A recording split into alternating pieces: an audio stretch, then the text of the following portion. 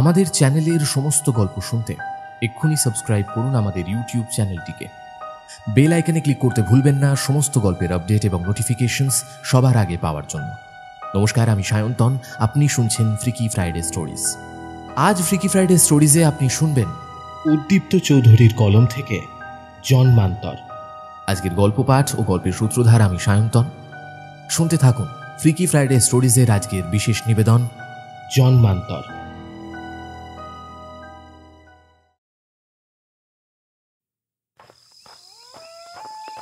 ঘন জঙ্গল, পায়ে চলা শীর্ণ পথ দিয়ে হনহনিয়ে এগিয়ে চলেছে এক শীর্ণকায় বৃদ্ধ। বয়সের ভারে ঝুঁকে পড়া শরীরটা নিয়ে এদিক সেদিক অতি সতর্ক দৃষ্টিতে তাকাতে তাকাতে এগিয়ে চলেছে সে। মাথার সাদা চুল কাঁধ ছাপিয়েছে তার।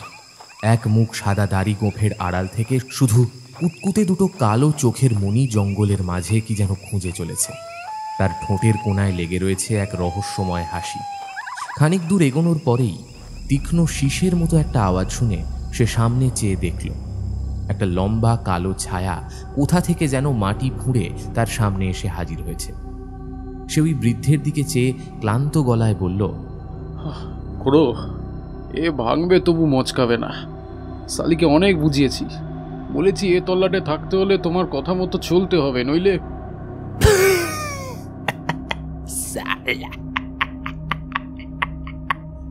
মুখ দিয়ে একটা অশ্লীল শব্দ প্রয়োগ করে খিলখিলিয়ে হেসে উঠল সেই লোকটা।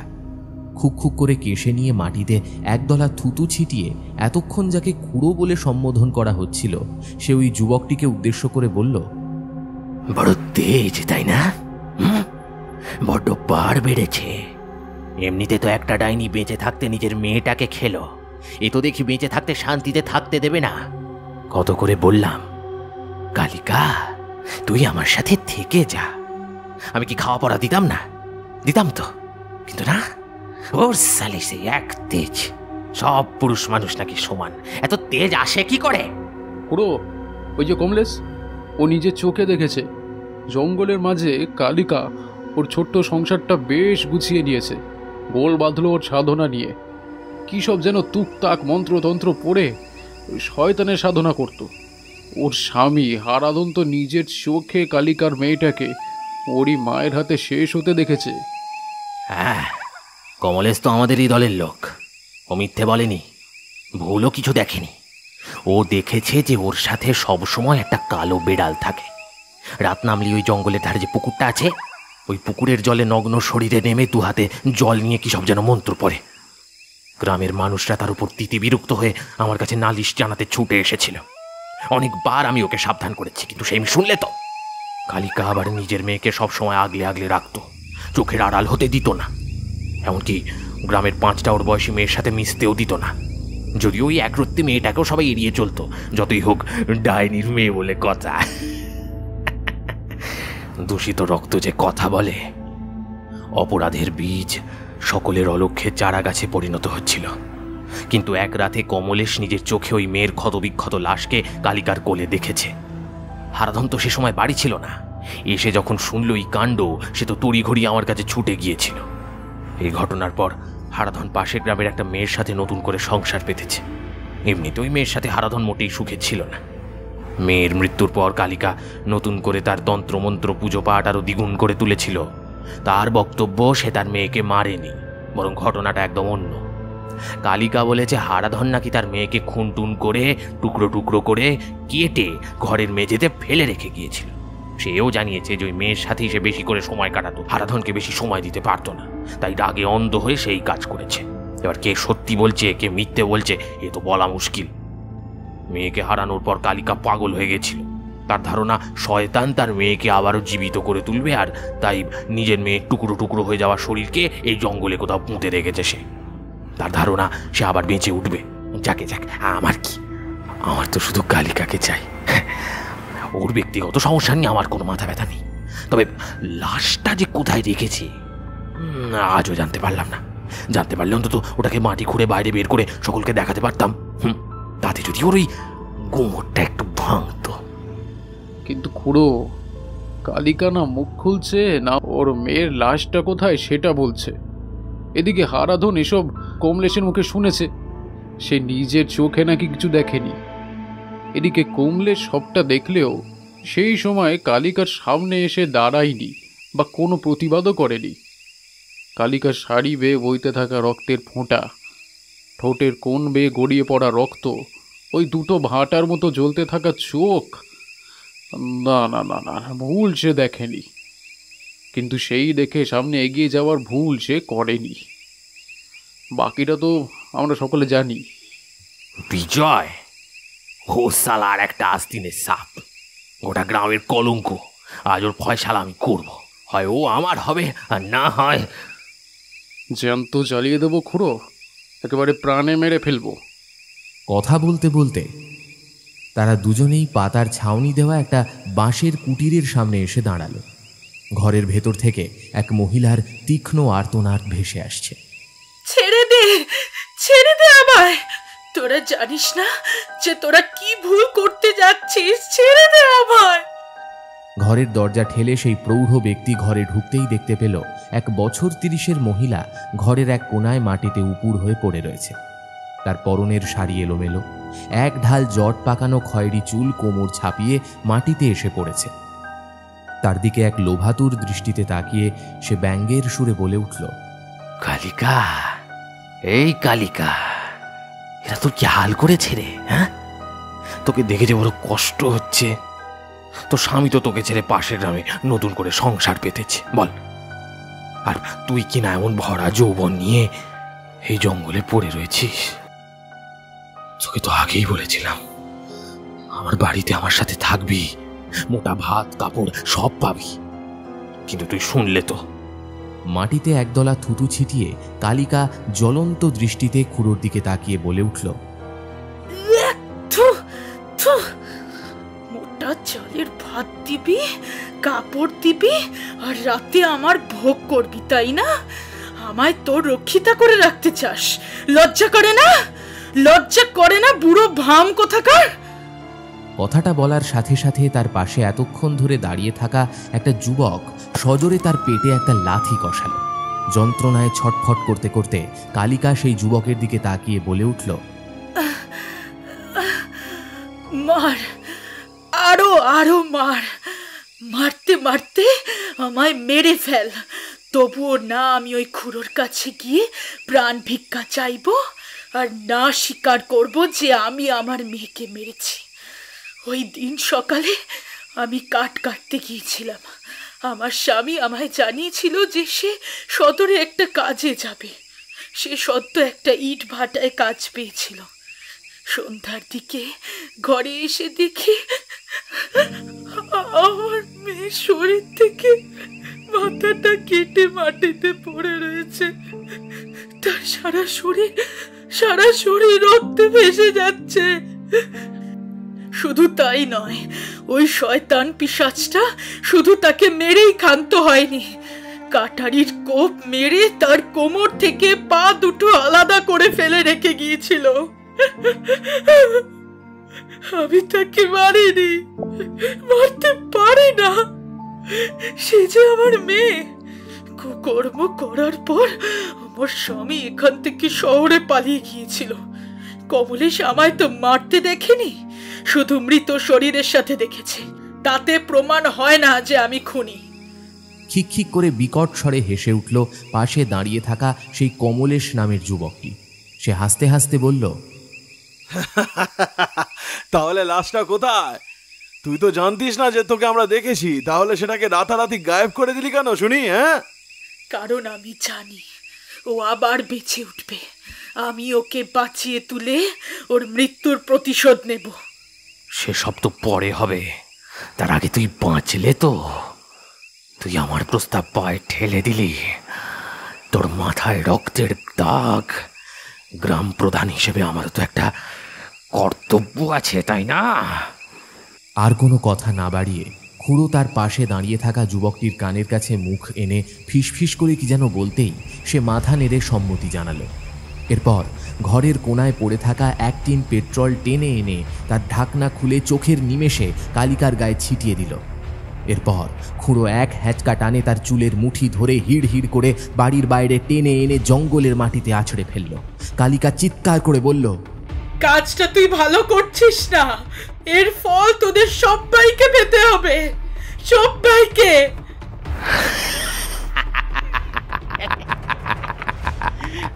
তার এই কথা শুনে সকলে হেসে উঠল। তাদের অট্টহাসির প্রতিধ্বনি জঙ্গলের গাছে ধাক্কা খেতে খেতে মিলিয়ে গেল। কমলেশ নামের যুবকটি বলল, তন্ত্র মন্ত্র করে শয়তানে পুজো করবি, নিজের মেয়েকে খাবি, আবার বড় বড় কথা, হ্যাঁ? লজ্জা করে না তোর? মারিনি, আমি কাউকে মারিনি, কারোর কোনো ক্ষতি করিনি আমি। হ্যাঁ, আমি শয়তানের পুজো করি, কিন্তু সেসব শুধুমাত্র কালো আর অশুভ শক্তিকে নিজের হাতের মুঠোয় এনে সবার মঙ্গলের জন্যই করি, কারোর ক্ষতি করতে নয়। অত বুঝি না। শয়তানের পূজারীরা কখনো কারোর ভালো করতে পারে না, কখনোই নয়। আমি অন্তত বিশ্বাস করি না। তোকে আমার কাছে থাকতে বলেছিলাম, আমি সবটা ঠিক করে দিতাম, কিন্তু না, তুই তো শুনবি না। তাহলে তুই মর। মানুষ খেকো ডাইনিদের বাঁচার কোনো অধিকার নেই। তবে হ্যাঁ, একটা শেষ সুযোগ আমি তোকে দেব। একটা নতুন খেলা খেলবো। কথাটা বলে জামার পকেট থেকে একটা দেশলাই বের করে ফস করে একটা কাঠি জ্বালিয়ে কালিকার সামনে মেলে ধরল সে। একটা অদ্ভুত হিস হিসে কণ্ঠে বলল, যা কালিকা, যা, পালা পালা পালা পালা পালা পালা, যা যা, যত দূর পালাতে পারিস পালা। যদি বাঁচতে পারিস তাহলে জীবন তোর, আর যদি না পারিস তাহলে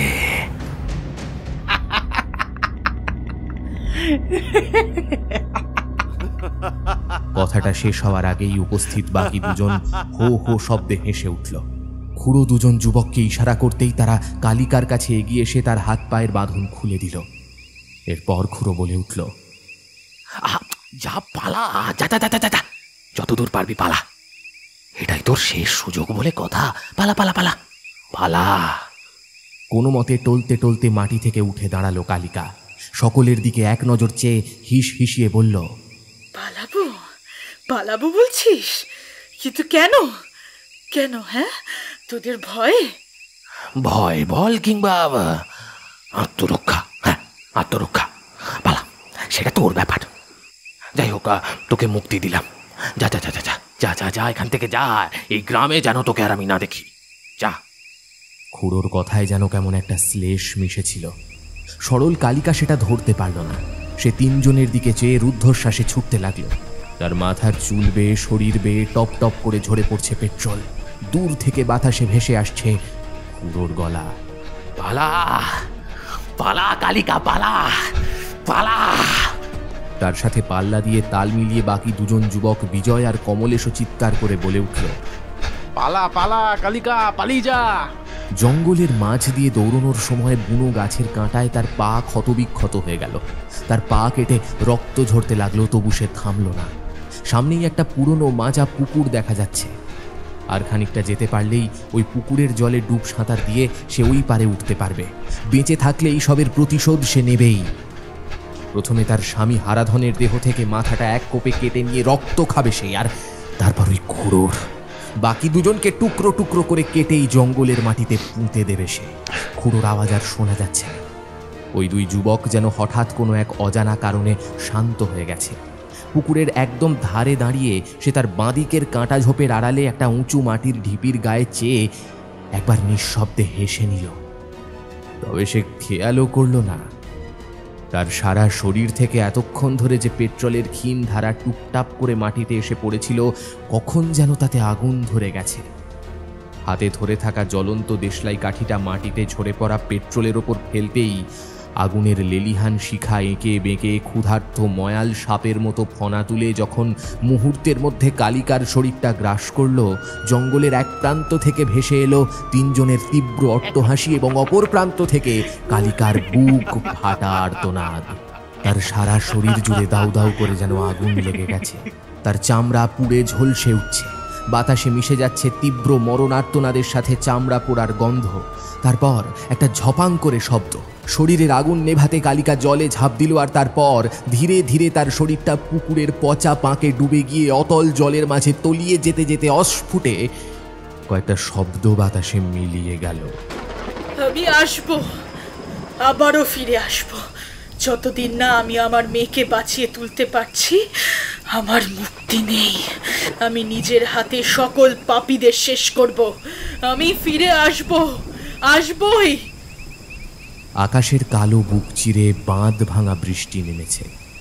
সনসনে বাতাসের সাথে সাথে জঙ্গলের মাঝে জ্বলতে থাকা আগুন ধীরে ধীরে তীব্র আকার ধারণ করে প্রতিটি গাছে ছড়িয়ে যাচ্ছে।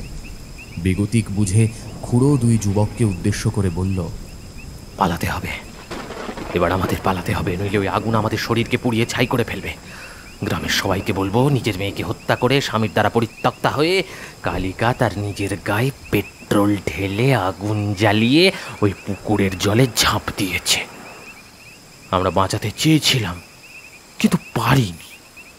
আমরা পাশের গ্রামে যাওয়ার পথেই ঘটনা নিজের চোখে দেখেছি দাউ দাউ করে জ্বলতে থাকা তার এই শরীর পুকুরের পাড় দিয়ে ছুটে যাচ্ছে। এখন চল গ্রামে ফিরে যাই। সকলে সম্মতিসূচক মাথা নাড়িয়ে জঙ্গলের এক প্রান্ত ধরে ছুটতে লাগল।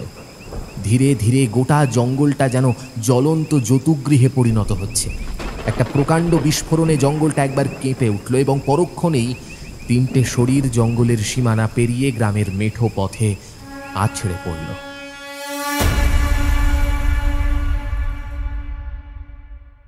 ঠিক 10 বছর পর।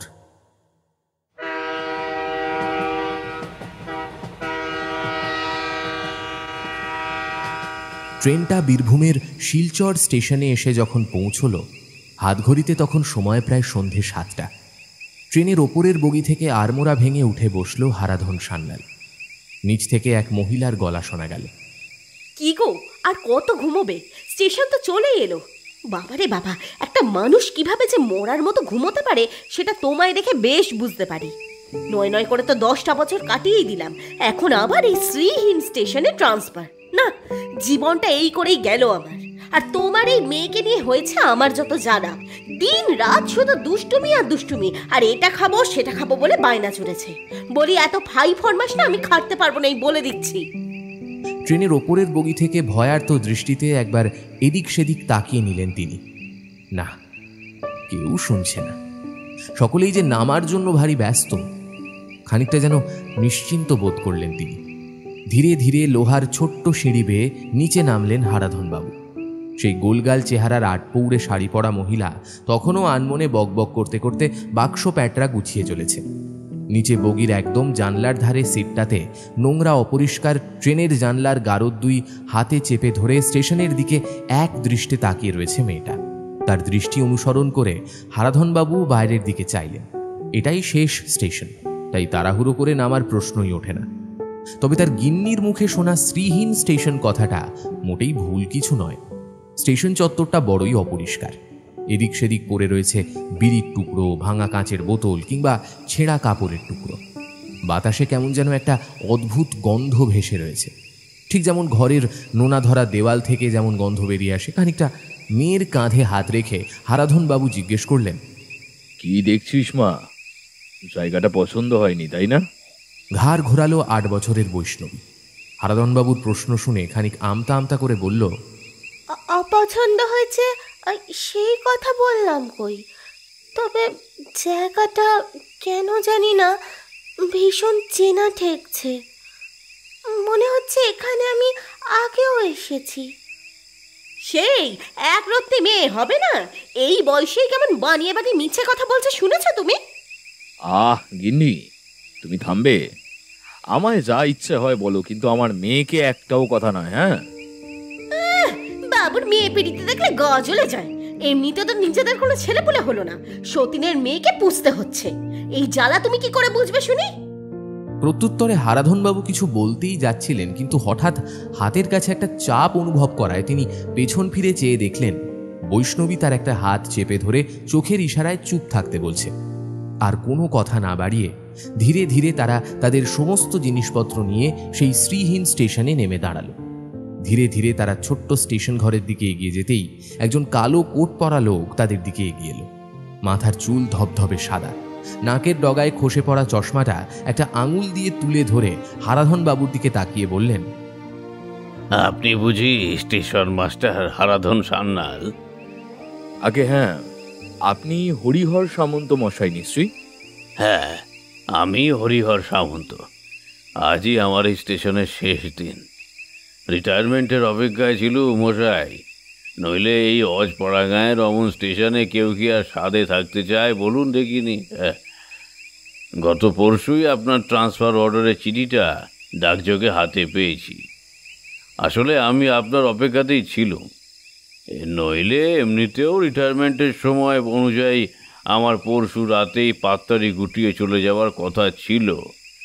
যদিও পয়েন্টসম্যান বিমলেন্দু আপনাকে সমস্ত কাজ বুঝিয়ে দিত। যাক সেসব, আপনারা চলে এসেছেন, এইবার আমি নিশ্চিন্ত। আচ্ছা, এখানে থাকার কি ব্যবস্থা রয়েছে হরিহর বাবু?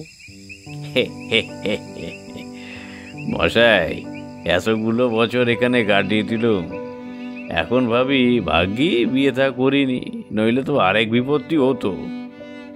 থাকার ব্যবস্থার সাথে বিয়ে থা না করার কি সম্পর্ক সেটা ঠিক বুঝতে পারলাম না। আছে মশাই, শুধু সম্পর্ক নয়, গভীর সম্পর্ক আছে।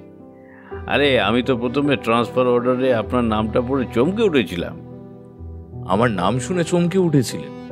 কিন্তু কেন বলুন তো? হারাধন বাবুর পাশে দাঁড়িয়ে থাকা গোলগাল ফর্সা মহিলা আর সেই মহিলার আঁচল চেপে ধরে দাঁড়িয়ে থাকা 8 বছরের বৈষ্ণবীকে দেখে নিয়ে হরিহরবাবু বলে উঠলেন, আপনারা স্টেশন ঘরের ভেতরে গিয়ে বসুন, কতক্ষণ আর বাইরে দাঁড়িয়ে থাকবেন? বিমলেন্দু একটু তার বাড়ির দিকে গিয়েছে। আসলে আজ রাতের খাবারটা ওর বাড়ি থেকেই আসছে কিনা, আজ রাতটুকু কষ্ট করে এখানে কাটাতে হবে যে। কিন্তু এখানে কেন? ব্যাপারটা ঠিক বুঝলাম না। এখানে একটা কোয়ার্টার কিংবা নিদেন পক্ষে একটা বাড়ি হলেও তো সেখানে আমরা উঠতে পারি। আমি তো শুরু থেকেই আপনার একটা কথা বুঝতে পারছি না মশাই। আমি প্রশ্ন করছি আর আপনি উত্তর এক দিচ্ছেন। কি ব্যাপার বলুন তো? ক্ষমা করবেন হারাধন বাবু, আপনাকে বিব্রত করতে আমি মোটেও চাইনি। আপনারা আগে ভেতরে বসুন, আমি সবটা বলছি। স্টেশন ঘরের মধ্যে ঢুকে মেঝেতে মালপত্রগুলো নামিয়ে লম্বা কাঠের বেঞ্চটাতে তারা সকলেই গিয়ে বসল। সামনের বড় কাঠের টেবিলটাতে একটা টাইপরাইটার, একটা টেলিফোন এবং একটা বড় প্যানেল বোর্ড লাগানো রয়েছে। সেখানে কোন ট্রেন কখন আসছে তার সিগন্যাল পাওয়া যায়। কোনো বিশেষ বার্তা ঘোষণা করার জন্য একটা মাইকও রয়েছে। এসবের সাথে হারাধন নিজেও পরিচিত বটে। তারা লম্বা বেঞ্চটাতে এসে বসতেই সামনে রাখা কাঠের চেয়ারটা টেনে তাদের সামনে নিয়ে এলেন হরিহরবাবু। এরপর চাপা স্বরে হারাধনকে উদ্দেশ্য করে বললেন, শুনুন মশাই, এখানে সরকারি রেলের কোয়ার্টার বলতে যা বোঝায় তেমনটা নেই বটে, তবে সরকারি উদ্যোগেই একটা 2 তলা পাকা বাড়ি বানানো রয়েছে ওই গ্রামের একদম ভেতরে। বলতে গেলে গ্রামের সীমানার ধারে। জঙ্গল কেটে খানিকটা জায়গা তারা বাসযোগ্য করতে পেরেছে ঠিকই, তবে মানুষ আজও জায়গাটা এড়িয়ে চলে। আমি নিচেও থাকতো মশাই, সত্যি বলতে দিনের বেলাতেও গা ছমছম করে ওঠে। এটুকু জেনে রাখুন যে বিয়ে করিনি তাই রোকে। সকলে বলে ওই বাড়িটার সামনে খানিকটা জায়গা আজও জঙ্গল রয়ে গিয়েছে, জঙ্গলি লতা পাতা আর আগাছায় ঢাকা। এমনকি ওই চারিদিকের গাছগুলো কেমন যেন ন্যাড়া, ফুল নেই, ফল নেই, পাতা নেই। এমনকি মাঝে মাঝে বাতাসের সাথে জঙ্গলের ওই প্রান্তে যে পুকুরটি রয়েছে সেখান থেকে কার যেন বুক ফাটা কান্নার আওয়াজ শুনতে পাওয়া যায় মশাই। শুধু কি তাই, আমি তো নিজের চোখে ওই জঙ্গলে একটা বাচ্চা মেয়েকেও দেখেছি। যদিও ভালোভাবে তার চেহারা দেখিনি, তবুও যেটুকু দেখেছি তাতে হৃদকম্প হওয়ার উপক্রম। কিভাবে যে এতগুলো বছর টিকে গেছি সে আমি জানি মশাই। বিমলেন্দু এখানকার স্থানীয় হলেও মাঝে মধ্যেই ওই বাড়িতে গিয়ে থাকতো। সে অবশ্য একটা অন্য গল্প বলে। এতক্ষণ হারাধনবাবু, তার স্ত্রী আর ছোট্ট মেয়ে বৈষ্ণবী, তারা সকলেই হরিহরবাবুর সমস্ত কথা বেশ মন দিয়ে শুনছিলেন। তবে বৈষ্ণবীকে দেখে মনে হলো সে যেন গোটা গল্পটা বেশ মন দিয়ে শুনছে। তবে সেটাকে উপভোগ করছে না ভয় পাচ্ছে তা ওর চোখ দেখে বলা মুশকিল। তবে ট্রেন থেকে নামার সময় ওর কথাগুলো হারাধনবাবুর মনে পড়তেই মনের ভেতরটা তার কেমন যেন খচখচ করে উঠল। এমনিতে রাত হয়ে যায়, তার মধ্যে ওই বাড়িটাকে ঘিরে এমন গল্প কথা না সত্যি। অনেক সময় পরিবেশ এমন হয়ে ওঠে যে অনেক বানানো কাহিনীকেও সত্যি বলে মানতে বাধ্য করে। বাইরে রাত নেমেছে। নিশ্ছিদ্র আধারে কখন যেন একটা দুলতে থাকা হ্যারিকেন লণ্ঠন শিলচর স্টেশন ঘরের বাইরে এসে দাঁড়ালো। আবছা আলো আধারিতে তার দীর্ঘ রিজু শরীরটা খানিকটা যেন সামনের দিকে ঝুঁকে রয়েছে। ঠকঠক করে কাঠের দরজায় দুবার টোকা দিতেই সকলের দৃষ্টি বাইরের দিকে গেল। দীর্ঘ লম্বা ছায়া শরীরটাকে দেখে হরিহরবাবু বলে উঠলেন, ওই যে বিমলেন্দু চলে এসেছে। লণ্ঠনের আলোটা খানিক কমিয়ে দিয়ে ঘরের ভেতরে প্রবেশ করল এক লম্বা উচ্চতা বিশিষ্ট যুবক। হরিহরবাবু বললেন, তা কি হে ভাইয়া, এত দেরি করলে যে? ওনারা সেই কখন থেকে অপেক্ষা করে রয়েছেন। বিনীত এবং গদগদ ভঙ্গিমায় বিমলেন্দু বলে উঠল, ভারী অন্যায় হয়ে গিয়েছে হরিহর দাদা। আসলে বাড়ি থেকে রান্না করে নিয়ে এসে তারপর এতটা পথ পাড়ি দিয়ে এলাম, তো একটু সময় তো লাগবেই। দরজার কাছে এসে শুনতে পেলাম তুমি বোধহয় ওনাদের কিছু বলছিলে। কি বলছিলে? ওই ওই বাড়িটার ব্যাপারে? হ্যাঁ বিমলেন্দু, আগে ভাগে সাবধান না করলেই যেন নয়। ওনার মনে বোধহয় এখনো অনেক প্রশ্ন জমে আছে। আমি যা যা শুনেছি তা সবই তোমার কাছ থেকেই শোনা। এবার তুমি না হয় বাকিটা বলো। হারাধনবাবু তার স্ত্রী এবং মেয়ের দিকে এক ঝলক দেখে নিয়ে বিমলেন্দু তার হাতে ধরে থাকা একটা প্লাস্টিকের ব্যাগ থেকে পরপর 3টে টিফিন ক্যারিয়ার কাঠের টেবিলে নামিয়ে রেখে তাদের পাশে বসল। হারাধনবাবুর দিকে দুহাত জড়ো করে নমস্কারের ভঙ্গিমায় বলে উঠল, এতক্ষণে নিশ্চয়ই হরিহর দাদা আপনাদের আমার পরিচয় দিয়েই দিয়েছেন। তাই নতুন করে আর নিজের নাম আর স্টেশনে আমার কি কাজ সেটা বলতে চাই না। হরিহর দাদা আপনাদের কতটা বলেছে আমি জানি না, তবে সত্যি আপনার নামটা যেদিন প্রথমবার শুনেছিলাম আমিও কিন্তু বেশ চমকেই উঠেছিলাম। আচ্ছা, আমার নাম শুনে চমকে ওঠার মতো কি হলো আমি তো এখনো বুঝতে পারছি না। এমন কি আছে এই নামে? আমি কি কোনো দাগি আসামি, নাকি আমার মতো একই নামের কোনো ফেরারি অপরাধী রয়েছে? কোনটা? না না, তেমন কিছু নয়। তবে আপনার এই নামকে ঘিরে একটা গল্প এই গ্রামে প্রচলিত রয়েছে যে আপনি হয়তো জানেন না। আজ থেকে ঠিক 10 বছর আগে এই গ্রামে এমন কিছু ঘটে গিয়েছে যা আজ ওই গ্রামের মানুষ দুঃস্বপ্নেও ভুলতে পারেনি। কে ভুলতে দেয়নি বিমলেন্দুবাবু? বাইরের জমাট বাঁধা অন্ধকারের দিকে তাকিয়ে বিমলেন্দু বলে উঠল, কালিকা। এই নামটা শুনে হারাধনবাবুর বা ঘরের অন্য কারোর মুখে কোনো প্রতিক্রিয়া হলো কিনা বোঝা গেল না ঠিকই, কিন্তু বৈষ্ণবী হঠাৎ হারাধনবাবুর স্ত্রীর শাড়ির কোঁচা শক্ত করে চেপে ধরে চোখ দুটো গোল গোল করে শুধু একটি মাত্র শব্দ উচ্চারণ করল, মা।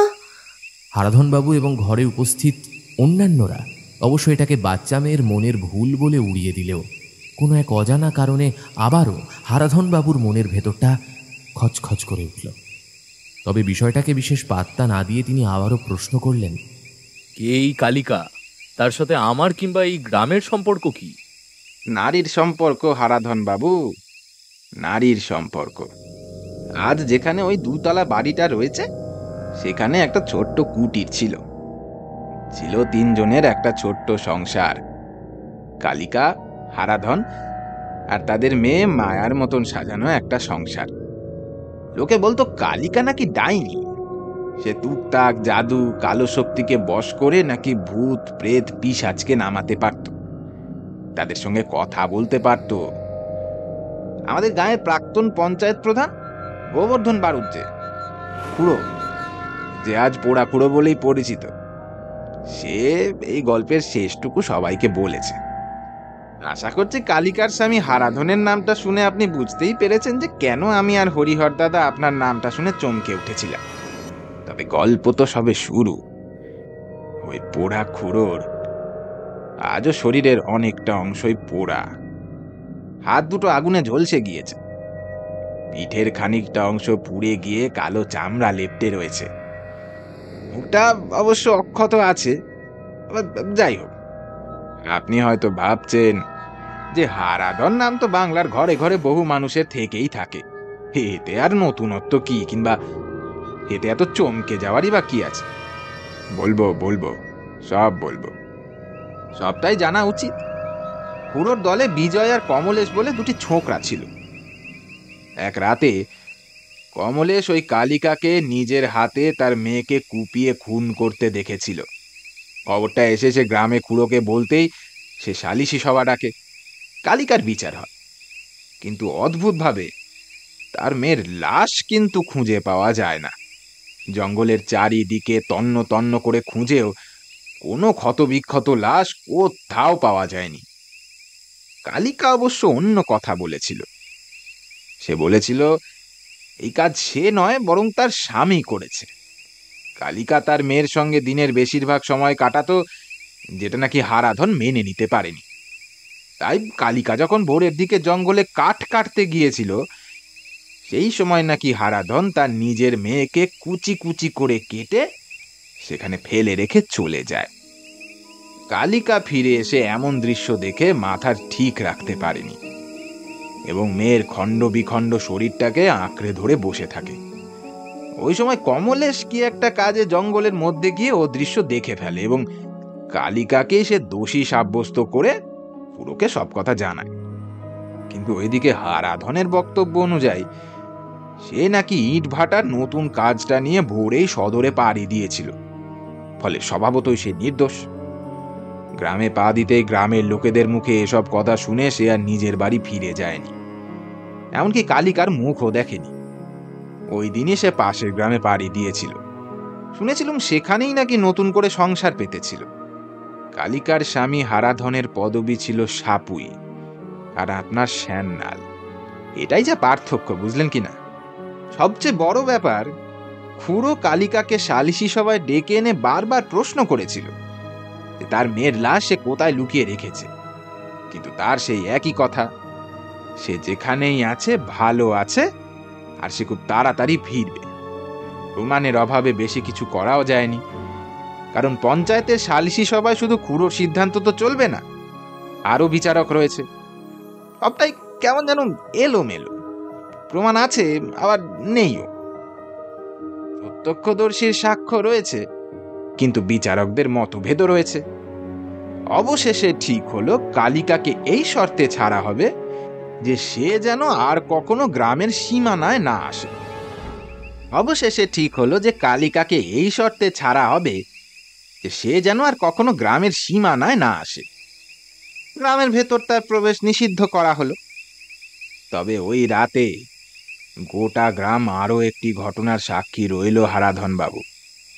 রাতে যখন সকলে গভীর ঘুমে অচেতন, তখন গোটা জঙ্গল জুড়ে দাউ দাউ করে আগুন লেগেছে।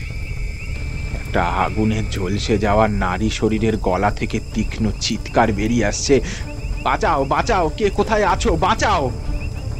আর তারপরেই এক এক করে জঙ্গলের প্রতিটি গাছে আগুন ধরতে লাগলো। সম্ভবত ওই রাতে খুড়ো তার দুই সঙ্গীর সাথে জঙ্গলের ভেতরে গিয়েছিল। আসলে প্রতিনিধিত্ব আর ক্ষমতার লোভ মানুষকে অন্ধ করে তোলে, বুঝলেন কিনা?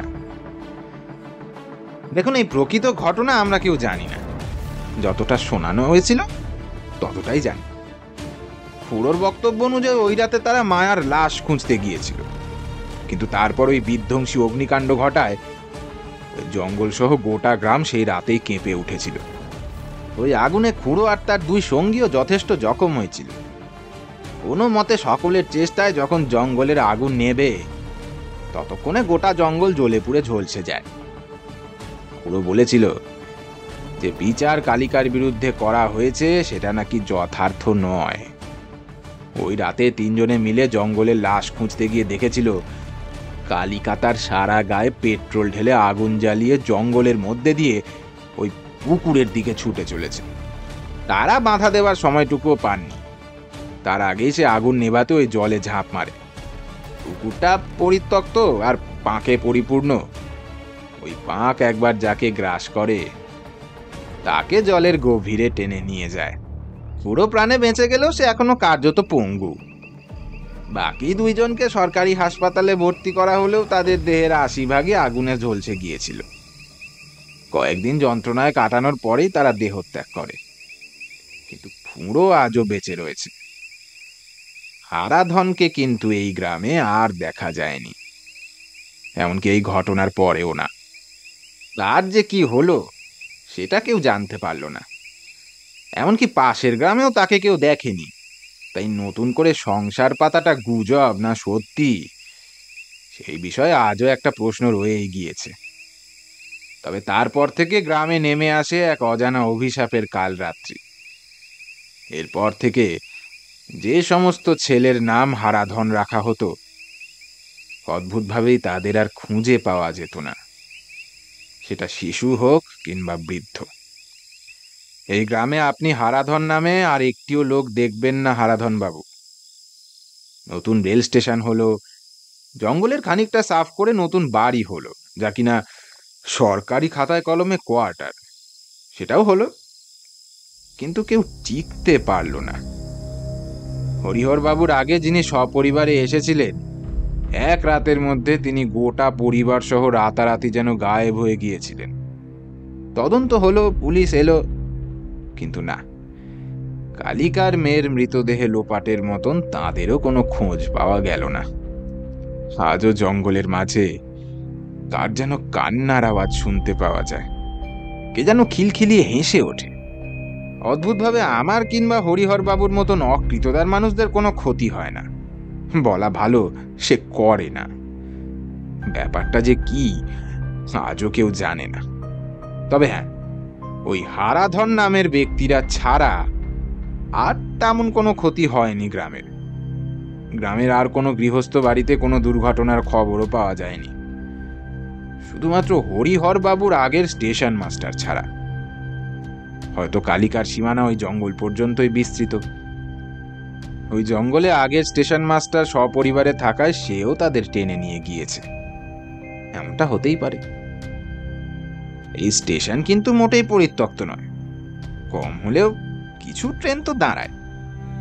শুধুমাত্র কালিকা আর ওই জঙ্গলের ভয়ে এখানে কেউ কাজ করতে চায় না, তাই চারিদিকে এমন নোংরা আবর্জনা ছড়িয়ে রয়েছে। রাত আরো খানিক গভীর হয়েছে। হাতঘড়িতে সময় রাত 10:30।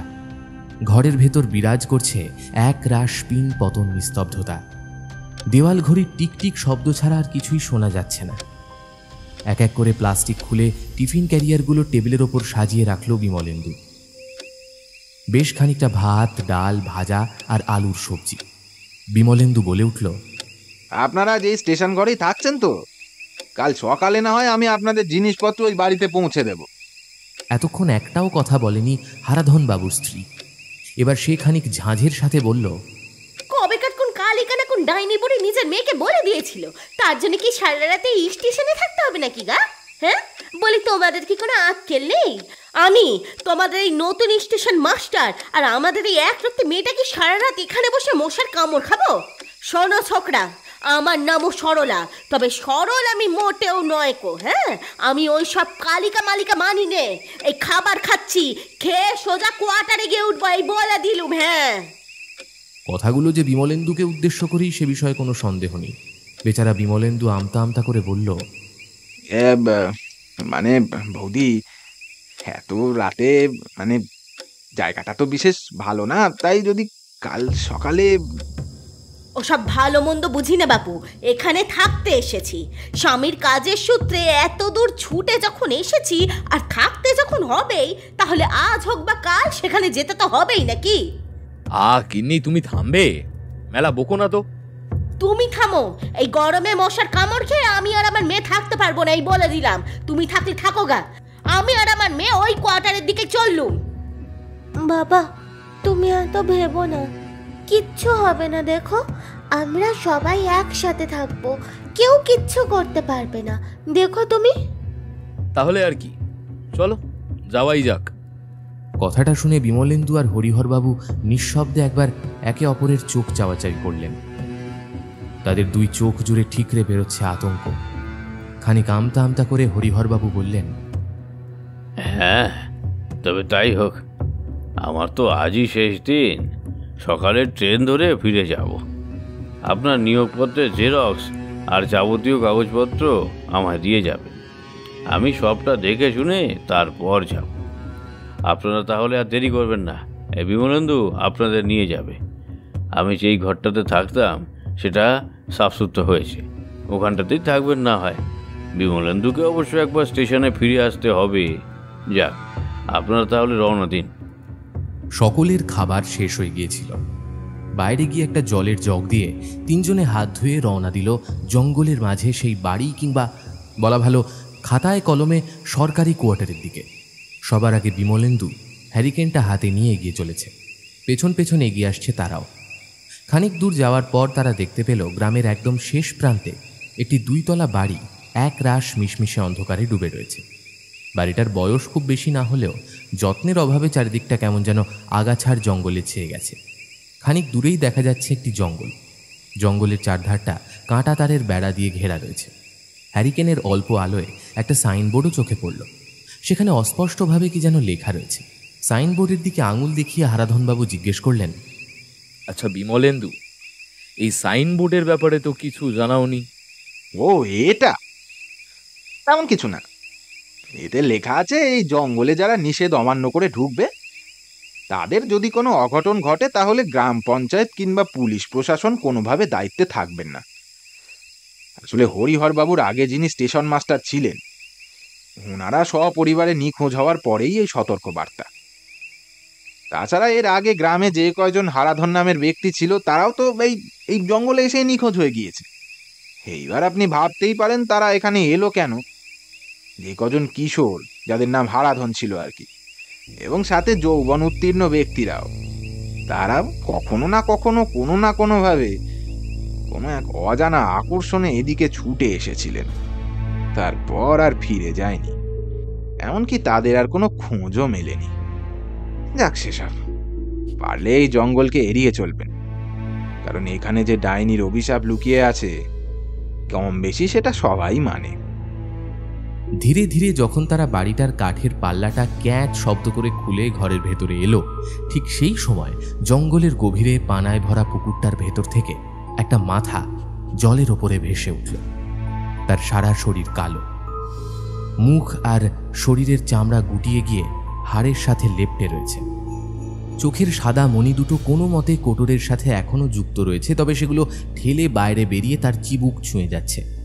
তার হাঁ হয়ে থাকা মুখের ভেতর দেখা যাচ্ছে সারি সারি দাঁত। সে যেন নিঃশব্দে হেসে চলেছে। পুকুরের কাদাযুক্ত পচা পাঁক তার পোড়া শরীরটার ওপর লেগে রয়েছে।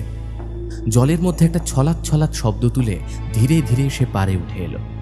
তার হাতের আর পায়ের তীক্ষ্ণ ধারালো নখ যেন শান বাঁধানো ছুরির ফলা। পুকুরের ধার দিয়ে খানিকটা গেলে আধপোড়া গাছটার নিচে একতাল মাটি উঁচু হয়ে রয়েছে। মাটি ফুঁড়ে জায়গাটাতে জংলি গাছের শিকড় লতা পাতায় ভরে গেছে যেন। আকাশের দিকে মুখ করে নাক টেনে কি যেন শুঁকে নিল সে। ঝুলে পড়া চোখের সাদা মণি দুটো দু হাতে ধরে তুলে ধরল সে।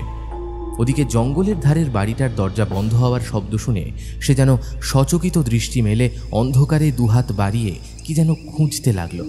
তার পৈশাচিক কণ্ঠে সে বলে উঠল, সে এসেছে, অবশেষে সে এসেছে। তাকে তো আসতেই হবে। কালের নিয়ম খণ্ডাবে কে? সে শক্তি এত বছর বাদে সে ফিরে এসেছে। হারাধন, হারাধন ফিরে এসেছে, ফিরে এসেছে, সে ফিরে এসেছে।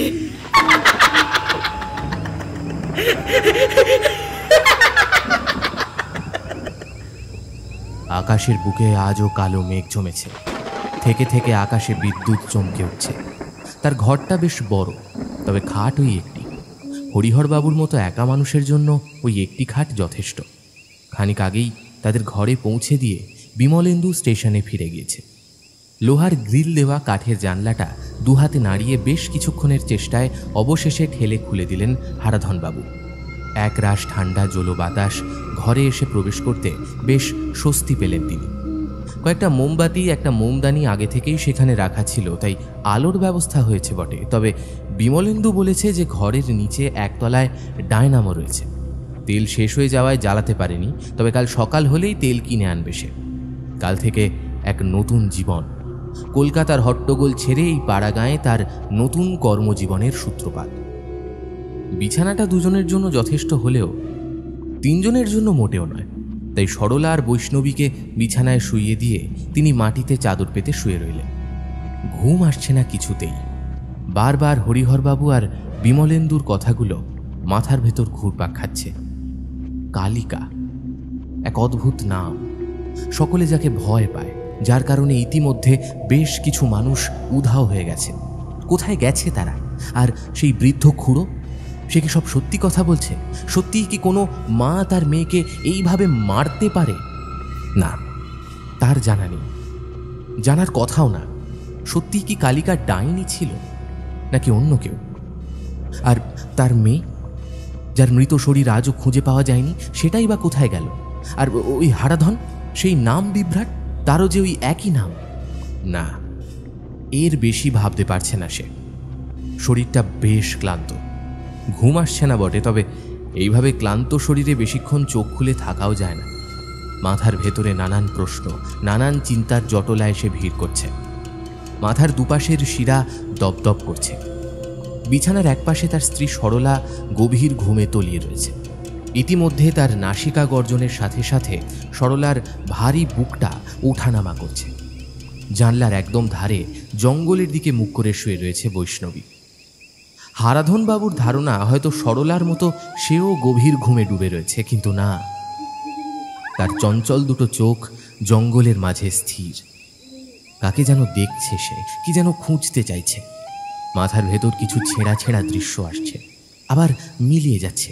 তবে এই গ্রাম, এই জঙ্গল তার বড্ড চেনা।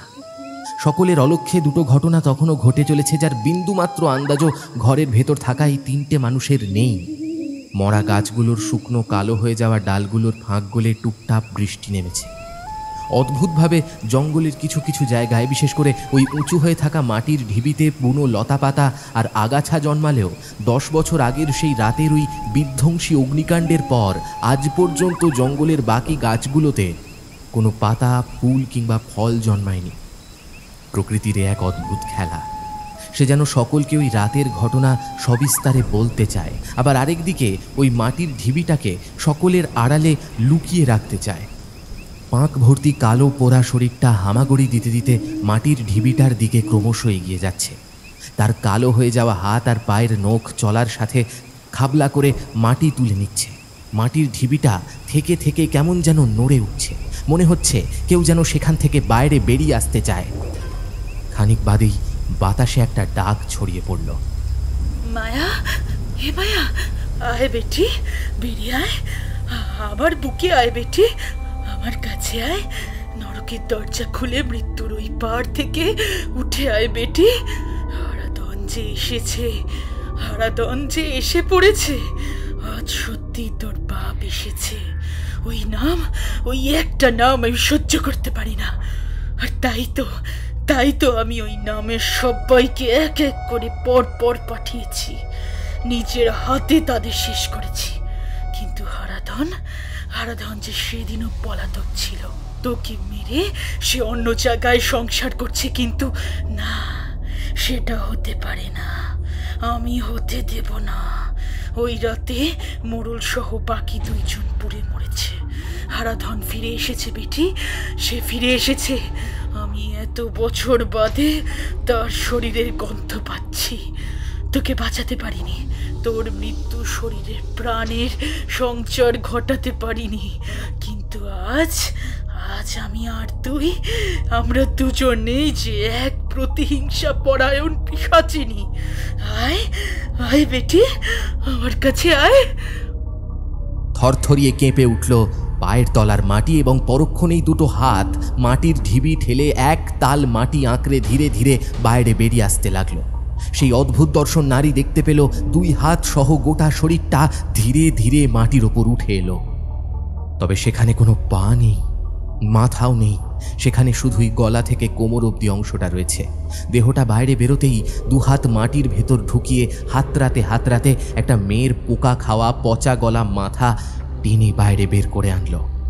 ধীরে ধীরে সেটা তার গলার কাছে আনতেই কাটা গলার মধ্যে থেকে কতগুলো সবুজ শিরা সাপের মতো এঁকে বেঁকে বেরিয়ে এলো। সেই কাটা মাথাটাকে গলার ওপর সযত্নে বসিয়ে দিল। মাথার নিচে আবারও হাত ঢোকালো সে, সেখানে কোমর থেকে শরীরের বাকি অংশটাও টেনে বাইরে বের করে আনলো।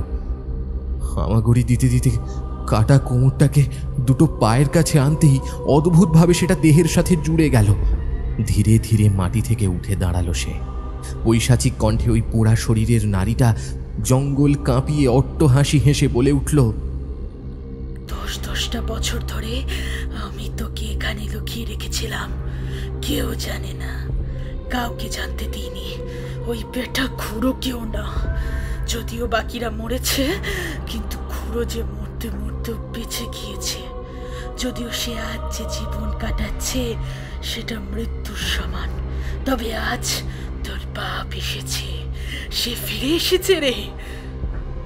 খিলখিলিয়ে হেসে উঠল মেয়েটি। সে বলে উঠল,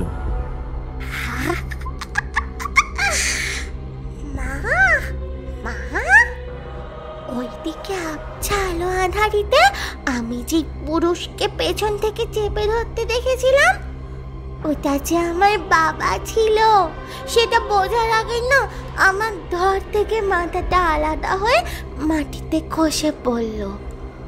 ও আমায় 3 টুকরো করেছে, আমি আজ ওকে 1000 টুকরো করে ছাড়বো মা।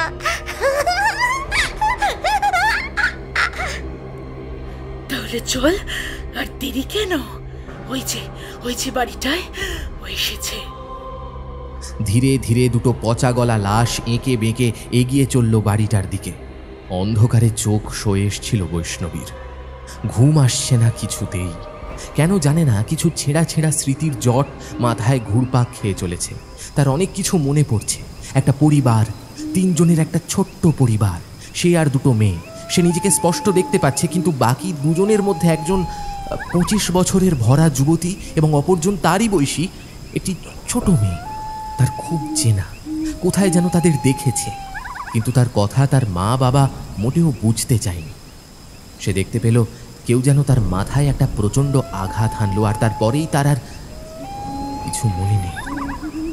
কিন্তু এসব কেন দেখছে সে? কেনই বা এই জায়গাটা, এই জঙ্গল, মাথার ভেতর ভাসতে থাকা নানান চরিত্র তার ভীষণ চেনা ঠেকছে। নিচ থেকে একটা মেয়েলি গলা কার যেন নাম ধরে ডাকছে। সে কান পেতে শুনল। বাতাসে ফিসফিস করে একটা নাম তার কানে ভেসে আসছে, হারাধন, হারাধন, তুমি এসেছো। আমরা যে তোমার জন্য কত বছর ধরে অপেক্ষা করে রয়েছি। এসো, নিচে এসো। বৈষ্ণবীর 2 চোখে এবার যেন ঘোর লেগে আসছে। অদ্ভুত এক নেশা ধরানো গলায় সে বলে উঠল, আসছি, আমি আসছি। ধীরে ধীরে সে ঘুমন্ত সরলাকে ডিঙিয়ে মাটিতে পা রাখল। মাটিতে চাদর পেতে ঘুমিয়ে রয়েছে হারাধন। অদ্ভুতভাবে সে কখন যেন গভীর ঘুমে তলিয়ে গেছে। হঠাৎ করে তাকেও যেন আজকাল ঘুমিয়ে পেয়েছে। তার নাম হারাধন হওয়া সত্ত্বেও কেন তার ঘুম না ভেঙে বৈষ্ণবী এই ডাকে সাড়া দিল সেটা বোঝা কঠিন। জানলা দিয়ে ধেয়ে আসা এক ঝাঁক দমকা হাওয়ায় ঘরের মেঝেতে জ্বলতে থাকা একটা মোমবাতি দপ দপ করতে করতে নিভে গেল। ঘরটার মধ্যে দেওয়ালে টাঙানো ছোট একটা আয়না রয়েছে। আকাশে চমকাতে থাকা বিদ্যুতের ম্লান আলোয় যখন বৈষ্ণবী আয়নার সামনে দিয়ে গেল, আয়নার ঘষা কাঁচে একটা প্রতিবিম্ব ফুটে উঠল। একটি পুরুষের প্রতিবিম্ব, যার মাথার মাঝখানে চির ধরে সেখান থেকে বেরিয়ে আসছে টাটকা সাদা ঘিলু। তার পিঠের ঠিক মাঝ বরাবর কেউ যেন কুড়ুল দিয়ে আঘাত এনেছে। তার শরীরটা খানিকটা ঝুঁকে রয়েছে, মাথার দুপাশ দিয়ে টপ টপ করে ঝরে পড়ছে টাটকা রক্ত। এক ঝাঁক দমকা বাতাস এসে দরজাটা হাট করে খুলে দিল। আবারও একটা মোমবাতি দপদপ করতে করতে নিভে গেল। সে সিঁড়ি দিয়ে নিচে নেমে এলো। ভারী কাঠের দরজাটা ক্যাঁচ শব্দ করে খুলে যেতেই সে দেখতে পেল অন্ধকারে গা মিশিয়ে 2 অবয়ব দাঁড়িয়ে রয়েছে। তাদের চোখের সাদা মণি তীব্র আক্রোশে জ্বলছে যেন। হঠাৎ বৈষ্ণবীকে দেখতে পেয়ে তাদের মধ্যে অদ্ভুত এক চাঞ্চল্য দেখা দিল। তারা আশা করতে পারেনি এত রাতে কোনো পুরুষের বাইরে আসার পরিবর্তে এক বছরাটের মেয়ে বেরিয়ে আসবে। কিন্তু যতই হোক, হারাধন না হোক, তার কাছের মানুষ তো বটে, হয়তো তারই দ্বিতীয় পক্ষের সন্তান। তারা খিলখিলিয়ে হাসতে হাসতে তার দিকে এগিয়ে আসতেই যাবে, ঠিক সেই মুহূর্তে বৈষ্ণবীর ঘোর কাটল। এ কি, আমি বাইরে কেন? এখানে আমি কি করছি? তোমরা কারা?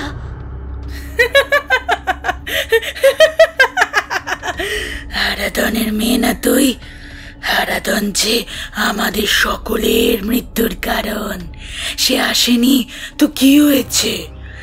আজ তোকে মেরে আমরা আমাদের প্রতিশোধ পূর্ণ করব। বৈষ্ণবী তড়িঘড়ি দরজার দিকে ঘুরল, আর ঠিক তখনই দরজাটা সশব্দে বন্ধ হয়ে গেল। মা, বাবা, শুনতে পাচ্ছ?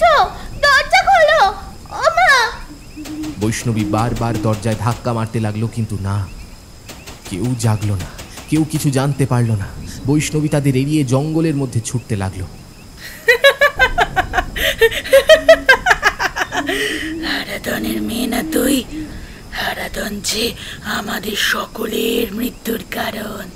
সে আসেনি তো কি হয়েছে?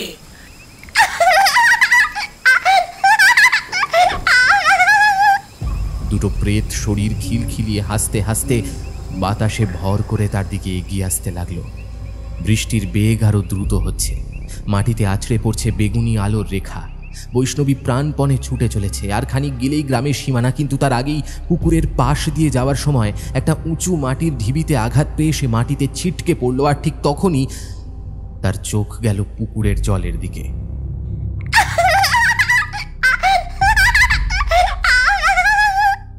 পুকুরের জলের মাঝে বিদ্যুতের আলো পড়তেই সে দেখতে পেল পাঁকে ভরা পুকুরের মধ্যে সামান্য যেটুকু স্বচ্ছ জল তখনও রয়েছে, সেখানে তার ছায়া নয়, বরং জলে যে ছায়া পড়েছে সেটা একটি পুরুষের। অদ্ভুত লাগলো তার এই গোটা বিষয়টা। এটা হচ্ছে কি? এটাও কি কোনো মায়া, নাকি তার দৃষ্টিভ্রম? সবটা বুঝে ওঠার আগেই বাতাসে ভাসতে থাকা দুটি অর্ধগলিত লাশ তার দুদিকে এসে দাঁড়ালো। তবে সেদিকে তার কোনো হুঁশ নেই। তার মাথার ভেতর আরও কিছু ছায়া শরীর ভেসে উঠছে। একজন পুরুষ, সে একটি ইটভাটায় কাজ করছে। মাথার উপর ইটের পাহাড়। হঠাৎ পেছন থেকে একটা ধাক্কা, সে মাটিতে হুমড়ি খেয়ে পড়ল।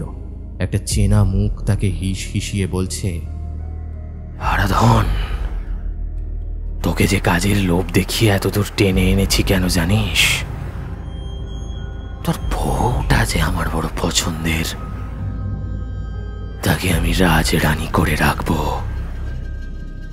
খুড়ো, এ তুমি কি বলছো? যা বলছি ঠিক বলছি। তোর যে সময় ফুরিয়েছে হারাধন, আজ থেকে তুই যে পলাতক হবি। তবে চিন্তা নেই, চিন্তা নেই, আমি তোকে দোষী বানাবো না।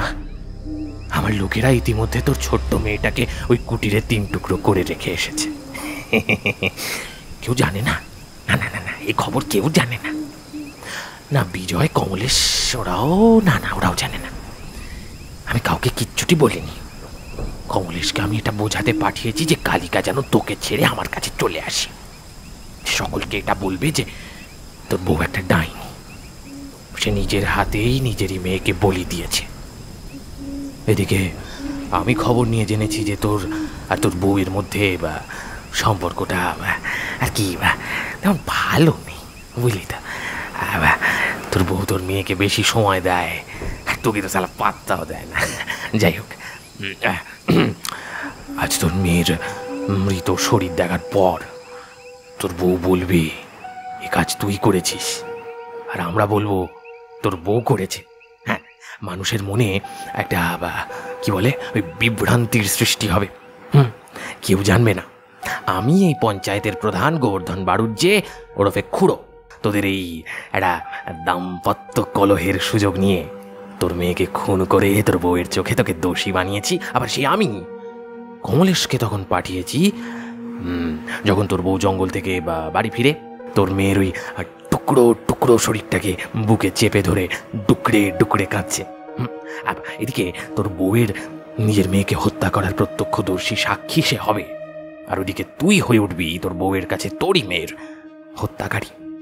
তবে চিন্তা নেই, চিন্তা নেই গোবর্ধন, আমি কথা দিলাম আমি সবাইকে বলবো যে ইটভাটা থেকে গ্রামে ফিরে এসে এই ঘটনা তুই আমার মুখ থেকে জানতে পেরে ওই কুলোটা বউ আর মৃত মেয়ের মুখদর্শনটুকু না করে ভিন গ্রামে গিয়ে নতুন করে সংসার করেছিস। কেমন? খুড়ো সাবধান, তুমি কিন্তু বাড়াবাড়ি করছো। আমি সবাইকে তোমার এই চক্রান্তের কথা জানিয়ে দেবো। আবারও একটা দৃশ্য বৈষ্ণবীর চোখের সামনে বায়োস্কোপের পর্দার মতো ভেসে উঠল। সেই পুরুষটা মাথার ইটগুলো মাটিতে আছড়ে ফেলে খুঁড়ো বলে সম্বোধন করা ব্যক্তির দিকে এগিয়ে যেতেই পেছন থেকে একজন লোক মাথায় ভারী কিছু দিয়ে একটা প্রচণ্ড আঘাত আনলো, আর তার মাথার মাঝখানে ফাটল ধরে সেখান দিয়ে সাদা ঘিলু বেরিয়ে এলো। কোনো মতে মাথা চেপে ধরে পেছনে ঘুরতে যেতেই খুঁড়ো মাটি থেকে একটা শাবল জাতীয় কিছু তুলে নিয়ে তার পিঠে আঘাত করলো। সে ধপ করে মাটিতে পড়ে যেতেই কয়েকজন মিলে তার শরীরটাকে টানতে টানতে জ্বলন্ত ইটভাটার দিকে নিয়ে চলল। তার দুই চোখের সামনে ধীরে ধীরে কালো অন্ধকার ঘনিয়ে আসছে। কানের কাছে খুঁড়োর সেই চেনা গলা। আজ থেকে তুই ভিন গায়ে সংসার ফেদে বসবি, আর তোর বউ স্বামীর দ্বারা প্রতারিত সেই বউ হবে আমার রক্ষিতা। কেউ জানবে না, কেউ জানতে পারবে না। আসলে এটা আমারই একটা কূটনৈতিক চাল। সবকিছুরই মূলে রয়েছি আমি আমি আমি আমি তারপর ধপ করে একটা শব্দ, কারা যেন তাকে জ্বলন্ত ইটভাটার নিচে আছড়ে ফেললো, আর তারপরেই সব অন্ধকার। ধীরে ধীরে মাটি থেকে উঠে দাঁড়ালো বৈষ্ণবী। অশ্রু সজল চোখে ওই দুই অশরীরীর দিকে চেয়ে কান্না ভেজা গলায় বলে উঠল, তোমাদের কারোর মৃত্যুর জন্য হারাধন দায়ী নয়। তোমাদেরকে ডেকে আমার বাবা বেরিয়ে আসেনি, এসেছি আমি। কেন জানো? আমার যে নতুন করে এই ছোট্ট নারী শরীরে জন্ম হয়েছে, কারণ আমি আগের জন্মে সেই হারাধন, আর এই জন্মে আবার সেই আমি হারাধন সান্নারের মেয়ে বৈষ্ণবী। এখানে পা রাখা অব্দি জায়গাটা ভীষণ চেনা লাগছিল। আমার সব মনে পড়েছে কালিকা। আমার ওই খুঁড়ো পরিকল্পনা করে মেরেছে যাতে সে তোমায় পেতে পারে, সাথে আমাদের মেয়েকেও। সেই লোক দিয়ে খুন করিয়েছে যাতে তোমার চোখে আমায় অপরাধী বানাতে পারে। এতগুলো বছর বাদে আমি ফিরে এসেছি, কিন্তু খুঁড়ো তো শুনেছি আজও বেঁচে আছে। তবে তুমি কেন আত্মহত্যা করতে গেলে? কেন? থমকে গেছে তারা দুজনেই। এ কথা যেন তারা বিশ্বাস করতে পারছে না। কালিকা বলল, আমি আত্মহত্যা করিনি। আমায় ওই শয়তান গায়ে আগুন ঢেলে পুড়িয়ে মেরেছে। আমি আমার মেয়ের শরীরকে মাটিতে পুঁতে রেখেছিলাম যাতে তাকে আবারও আমি বাঁচিয়ে তুলতে পারি। আমি তো তোমায় মৃত্যুর পরেও দোষী ভেবে এসেছি। খুঁড়ো সত্যি সফল হয়েছিল, তবে আর না, এইবার তার মরার সময় চলে এসেছে। কিন্তু আমরা যে গায়ের সীমানা পেরোতে পারবো না। জানি আমি ওই ছোট্ট শরীরে খুঁড়োর কোনো ক্ষতি করতে পারবো না।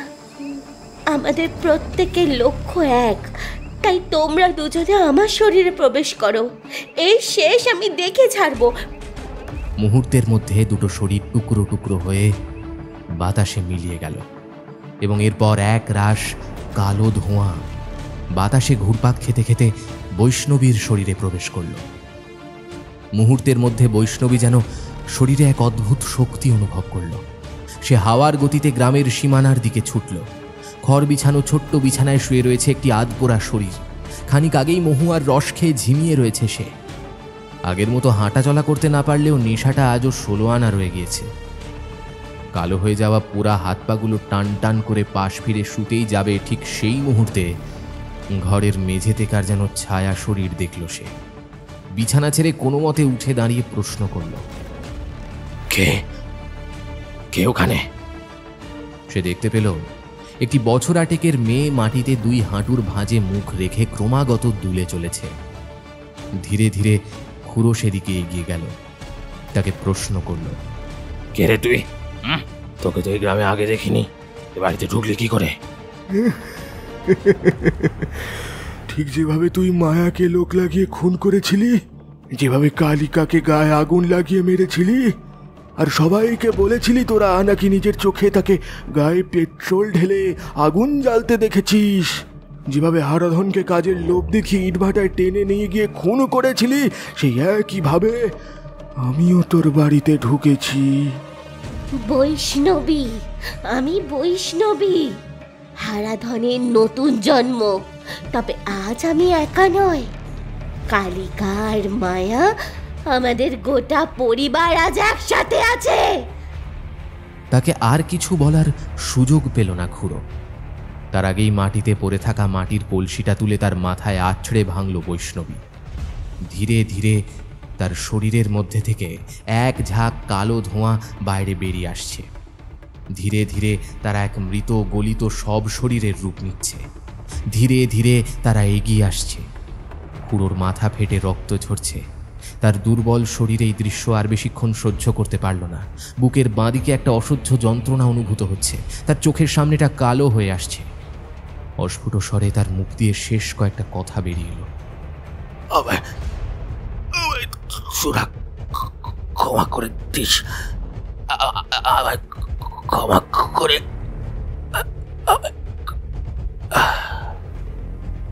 আর বলতে পারল না সে।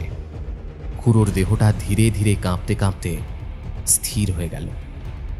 ধীরে ধীরে তারাও বাতাসে গুঁড়ো হয়ে মিশে যাচ্ছে।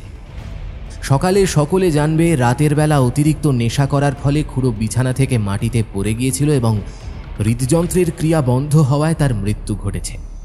সকাল হয়ে আসছে। ভোরের আকাশ ফর্সা হয়ে লাল সূর্যটা উঁকি মারছে। ধীরে ধীরে বৈষ্ণবী বাইরে পা বাড়ালো। তার কাজ শেষ হয়েছে। এবার তাকে ফিরতে হবে। তার বাবা মা তার জন্য অপেক্ষায় রয়েছে।